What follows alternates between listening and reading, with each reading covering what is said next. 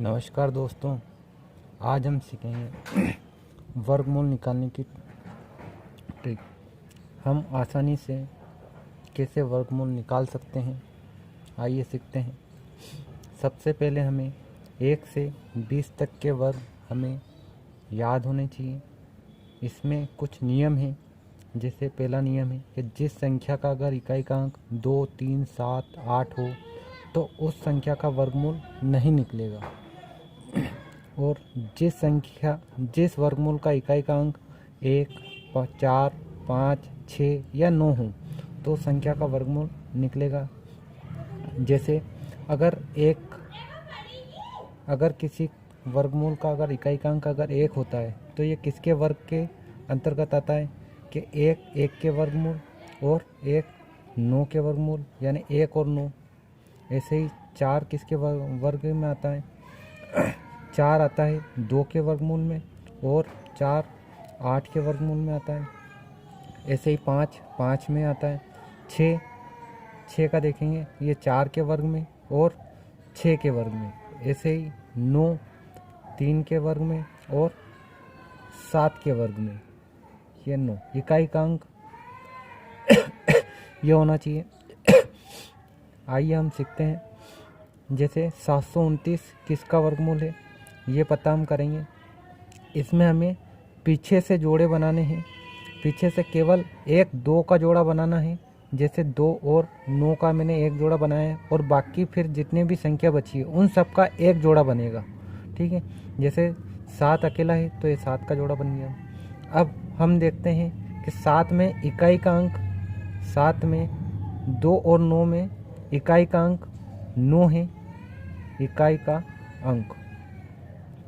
अंक क्या है? 9 है। ठीक है, अब ये 9 किसके वर्ग में आता है?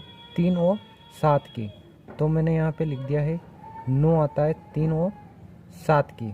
ठीक है, अब हमें इस डिजिट को छोड़ना है और अगली वाले डिजिट पे चलना है कि एक और रो में 7 है। अब ये 7 किसके मध्य में आता है? 1 4 9 16 किसके मध्य में 7 आता है? जैसे 4 और 9 के मध्य में आता है 7, 4 और 9 के मध्य में।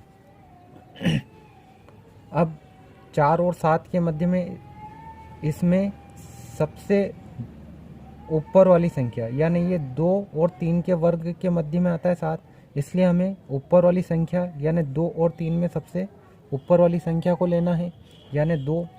तो 2 का वर्ग है तो 2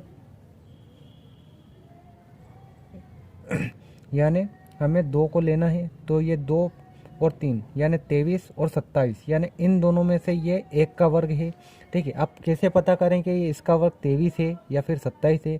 तो आप देखिए कि 7 किसके ज़्यादा पास में है, कि 4 के ज़्यादा पास में है या फिर 9 के ज़्यादा पास में है। तो हम ये कैसे पता करेंगे?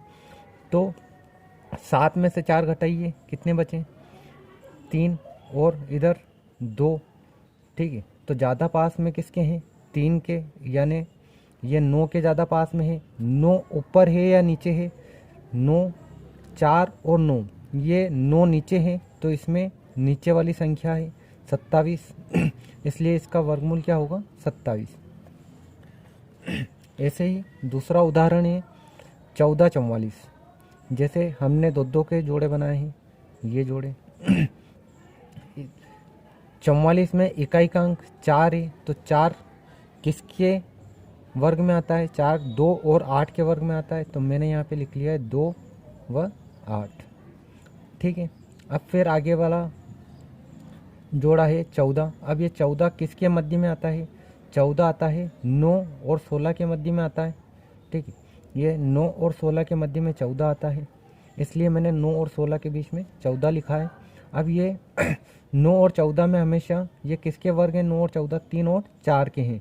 तो हमेशा ऊपर वाले डिजिट को लेना है। तो ऊपर वाले डिजिट है 3, तो मैंने यहाँ पे इनके आगे लिख दिया है 3 और 3। तो ये 32 और 38, इन दोनों में से एक वर्गमूल होगा इनका। ठीक है, तब कैसे पता करेंगे? अब ये देखना है कि 9 और 14, 9 और 16 14 किसके ज़्यादा पास में है? तो ये कैसे पता करेंगे हम? ये 14 में से 9 घटाएंगे तो कितने बचेंगे? 5 और 14 और 16 का अंतर कितना है? 2। ठीक है, तो ये ज़्यादा पास में किसके हैं? ये हैं 16 के पास में है। ठीक है, तो हम लेंगे नीचे वाली डिजिट, यानी 16, तो 16 नीचे वाली डिजिट है, तो नीचे वाली डिजिट इसमें कौन सी है? 38, तो इसका वर्गमूल है 38। फिर हम लेते हैं 15 129, हमें फिर से एक जोड़ा बनाना है। 2 डिजिट का एक जोड़ा बनेगा और बाकी संख्याओं का एक जोड़ा बनेगा। ठीक है, अब 29 में इकाई का अंक 9 है। 9 किसके वर्ग में आता है? या तो 3 के वर्ग में आता है या 7 के वर्ग में। अब बचा है एक और जोड़ा 151। 151 किसके मध्य में आता है? तो 151 आएगा 144 या 169 के मध्य में। अब देखिए कि 144 और 169 किसका वर्ग है? ये 12 और 13 का वर्ग है। हमेशा ऊपर वाली छोटी डिजिट लेना है, यानी 12 को लेना है। मैंने यहाँ पे 12 को लिया है, तो यहाँ पे हो गया 123 और 127। अब ये देखना है कि 151 किसके ज़्यादा पास में है।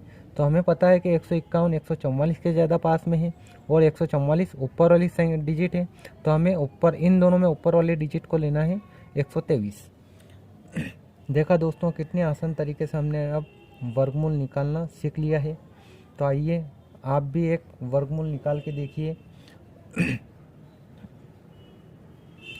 166 41 का वर्गमूल क्या होगा?